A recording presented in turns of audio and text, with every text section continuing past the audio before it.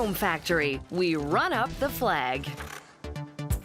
Then we get ourselves in a sticky situation. And we find ourselves puzzled. But first, we spin a yarn about yarn.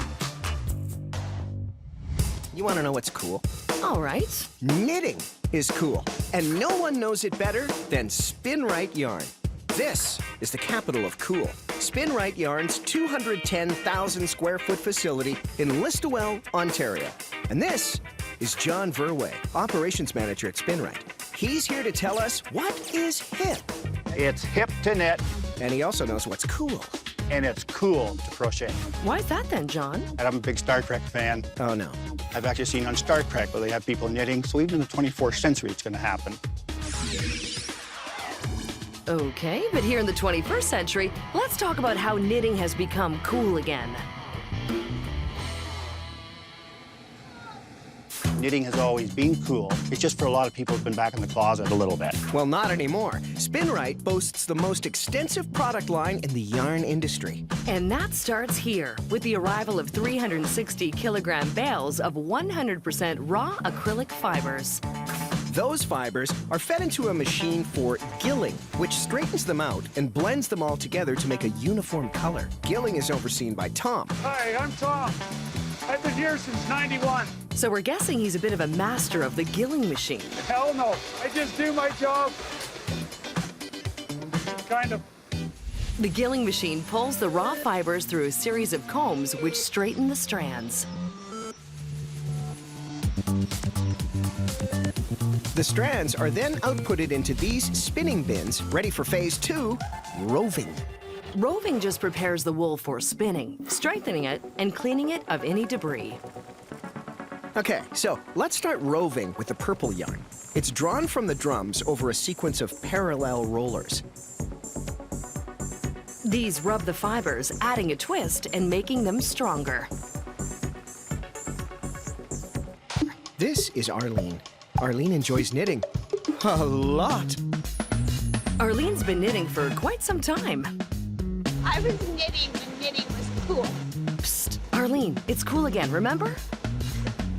Arlene is responsible for replacing the full roving reels with fresh ones, which is happening, well, pretty much right now. I gotta go. I gotta go get that.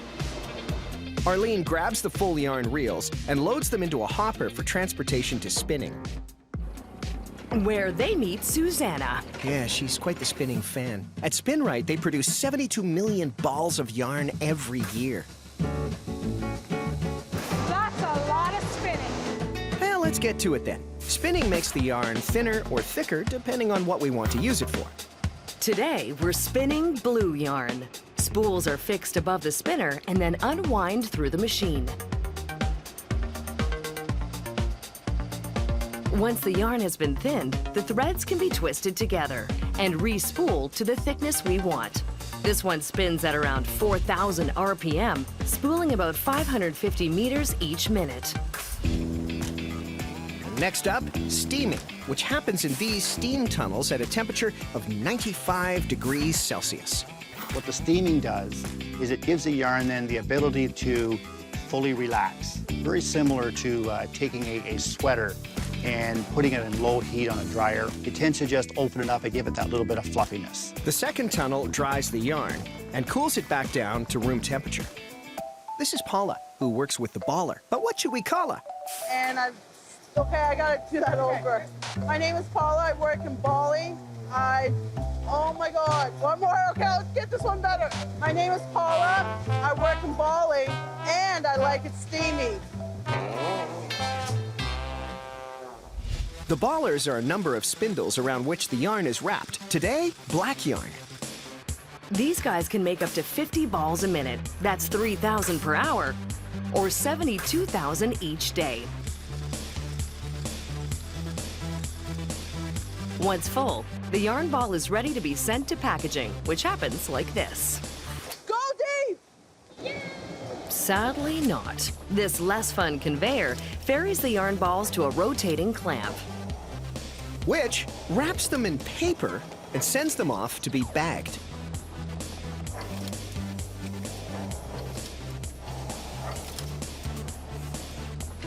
Those bags are transferred to packing cartons by factory workers. 12 packets of yarn in every carton. Nice. Kind of wondering with all this yarn around, how many of these folks actually knit? We know Arlene does, right? What about Tom? My wife would tell me I'm doing it wrong. Guess not. Paula? I'm learning. I myself, I can knit, but you wouldn't want to see the end project. Okay, so between all the knitting and the fun wigs and, well, this, I'm guessing these guys get through a lot of yarn. We'll produce in any one day about 20,000 miles of yarn. That means that in 10 days, we could produce enough yarn to stretch to the moon. Okay, that's useful, I guess, but I'm assuming that means there's also enough to stretch to pretty much every home in Canada. Yeah, I guess so. But who's using all this yarn? Is staying home and knitting the new going out and partying? Well, sure it is. I mean, I've been saying it for years. Friday night is all about the yarn, baby. Quick, Okay. what do you think about when you hear the word Canada? Syrup-covered beavers playing hockey, eh? Okay. What about the proud Canadian maple leaf? Oh, yeah, that too. And to find out what goes into making a patriotic Canadian flag, we're headed to Flag's unlimited 65,000 square foot facility in Barrie, Ontario. That's right. And this is Brian Dewsome, the team leader of finishing. And he's going to tell us all about how Flags Unlimited makes the best flags available. Our flags are superior because of the richness of the color, the finishing detail, and the strength of the product itself. Now, the first step for any flag is finalizing the design. But since the Canadian flag already has a pretty fantastic design, it's kind of a slow day in graphics. Okay. Let's fast forward to the printing stage, shall we? This is another Brian. He's going to tell us what's going on in printing. Well, basically, we're printing a Canada flag. Oh, thank you, Brian. Flags Unlimited uses Duraknit 3 for their outdoor flags. The fabric resists fraying, so it's ideal for displaying outside. We print on the best polyester fabric that's available in the marketplace. Flags Unlimited uses water-based ink. The printer uses 2 rails, each putting down half the color. What it does is it minimizes the amount of bleeding of the dye on the fabric and keep as crisp an image as can be. It also saturates the fabric so the image can be seen from both sides. It kind of looks a little dark to me. Once it gets into the final process, which is setting the color in, it'll make that red pop. It'll be a nice Canada red. And to set that color, the printed fabric goes through a giant set of rollers that pull it past a pair of heaters set to 205 degrees Celsius, which bonds the ink to the fabric. Steamy. Next, the printed and bonded fabric heads to the washing department. This is David, and he's in charge over here. We're washing out the extra dye that's strapped into the webbing. That way it won't bleed or transfer onto the crisp white background. Now, large orders of flags are cut by machine, but specialty orders are cut by hand by Glacelyn and her team in the cutting department.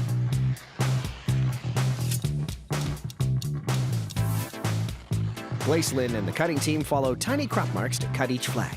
The cutters also remove a graphic code that was printed at the same time as the flag, so they can check the dye job, because all of the colors should be perfect.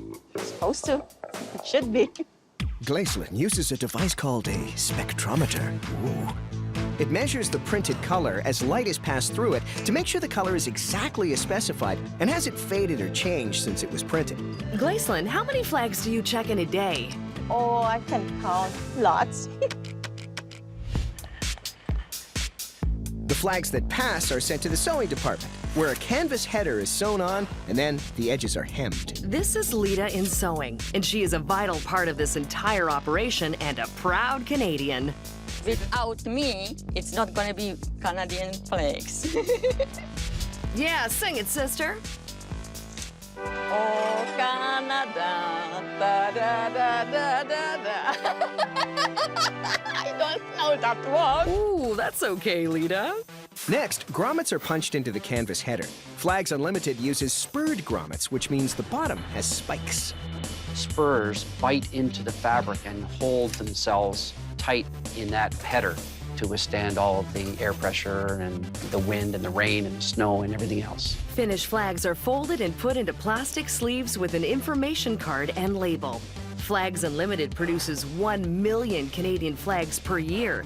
That many flags would cover Prince Edward Island 10 times. Wow. Then, the individually wrapped flags are boxed and shipped to retailers where true North patriots can buy them for their very own homes. Every Canadian household should have one of these Canadian flags. But it's not just Canadian flags that keep Flags Unlimited busy. You can put just about anything on a flag. Are you thinking what I'm thinking? Back to the graphics department. And now, to the printers. Heat setting, Washing, cutting, color testing, sewing, grommeting, and then ta-da! home Factory, our show and paycheck signer. Just brings a tear to your eye, doesn't it? Dippity do. Okay, did you just say Dippity Doo as in Dippity Doo hair gel? I dippity did. As in the Dippity Doo sports gel? Don't dippity doubt it. Oh, happy Dippity Day. Yes, our Dippity destination today is the Dippity Do headquarters in Dippity. No, wait, that's not gonna work. In Mississauga, Ontario. And we're here to meet Marketing Director Maria Mavrostamos, who's going to tell us what kinds of people like to Dippity Do it. It's an all-around gel for everyone. But the sport gel really appeals to guys, because guys like to think that they're all sporty. Did I say that? Cut, cut, cut. I'll never get a date ever. Cut. Yep, at an impressive 50 years old. That's the gel, not Maria. And popping up in an estimated 85% of American bathrooms. Still talking about the gel, not Maria. This vintage classic has evolved from mom's must-have to an everyday essential for, well, everyone. This is not your mom's gel anymore. I just like that it has the word sport on the bottle. You know, it kind of fits my lifestyle.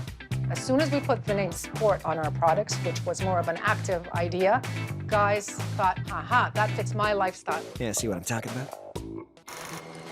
So Dippity Do begins its life as a combination of these white powders called carbomers. Carbomers are used to stop oil and liquid from separating in the finished gel so that the Dippity Do will have an even consistency. The carbomers are poured into a giant mix kettle. That kettle is actually called a sweep mixer, which just sounds more fancy.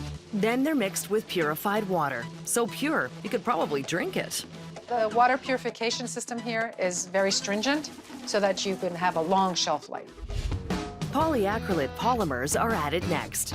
These are able to absorb huge amounts of water, meaning that they give the gel its thickness. Right. The quantities used are super important. And super secret. So they're incorporated into the blend using a special dispersing machine.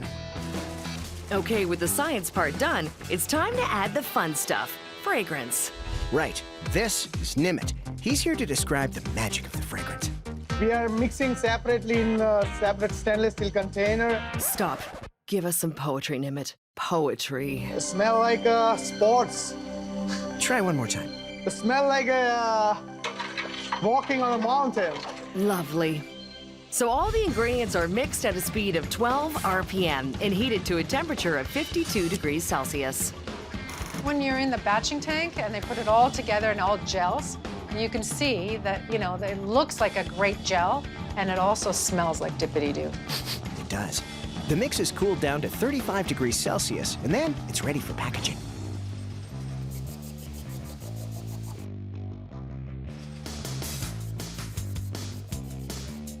Customized nozzles squeeze gel together with air into the bottles. The air gives the gel its iconic bubbly look, which is very important. Yes, very important. Those fillers are overseen by Jaspreet. She knows exactly how many bubbles make the perfect hair gel. Little bubble, okay. Not too much, no good. This machine can fill 42 bottles each minute, meaning that in a day, Dippity Do can produce 60,000 bottles of hair gel. Wow. Those bottles head down a conveyor to be capped by factory workers. The caps are then punched on securely by this machine. Tumari's in charge of the punching.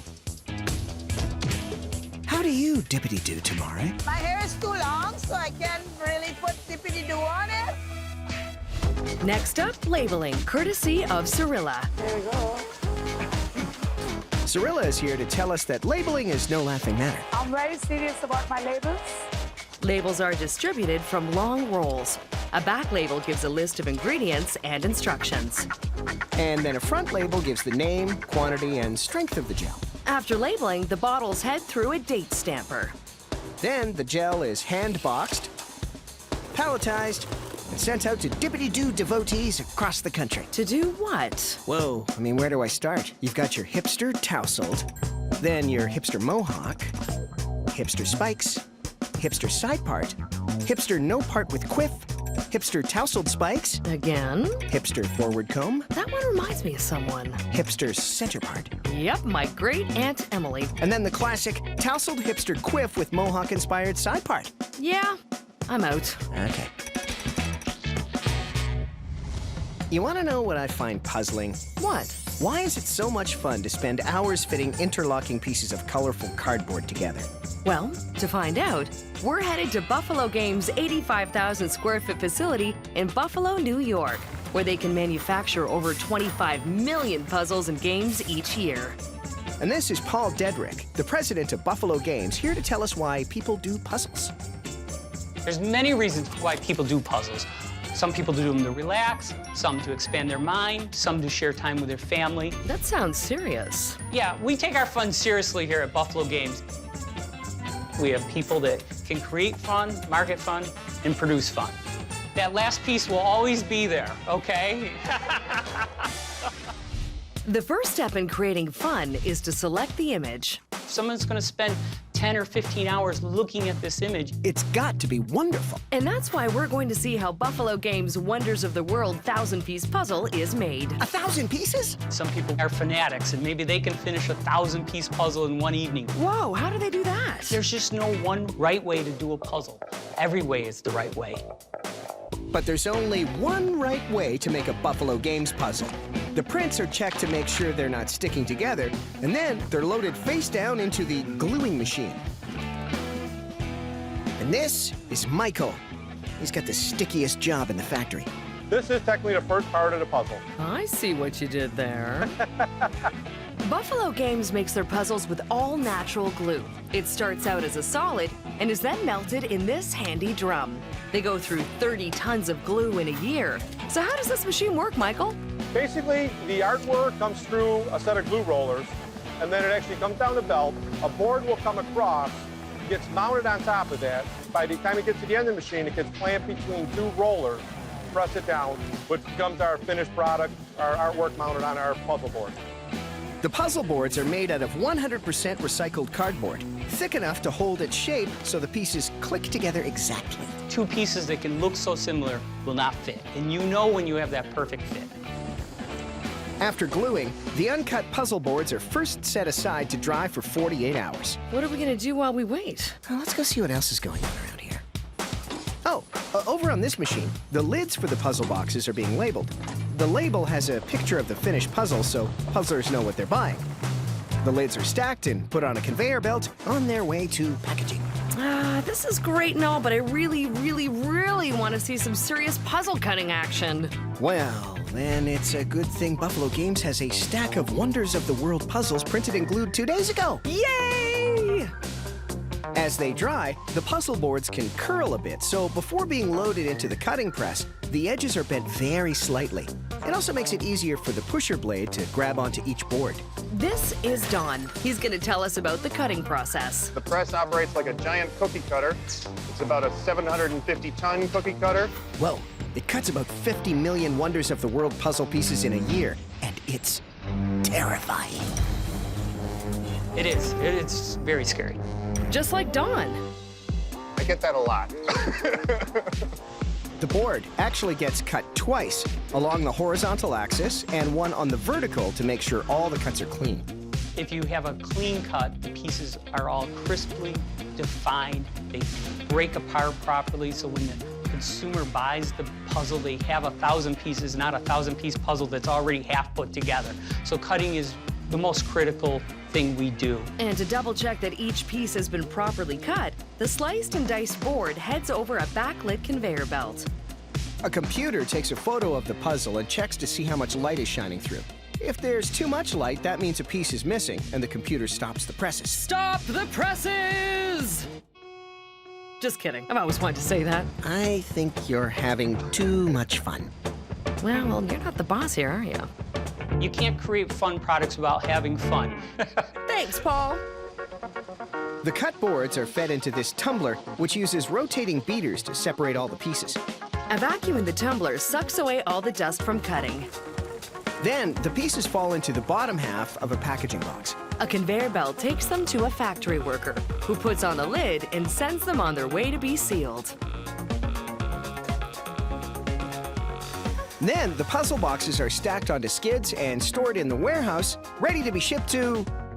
where should they be shipped, Paul? Every house and every home in North America should have one of our puzzles because we make the best puzzles in the world. They shouldn't just have one, though. They should have many of them. So puzzlers everywhere can enjoy puzzling out the problem of the perfect fit. Yeah, so here's my next problem. What would that be? How do I get you to stop making puzzle jokes? Now that's a real puzzler. And we're done.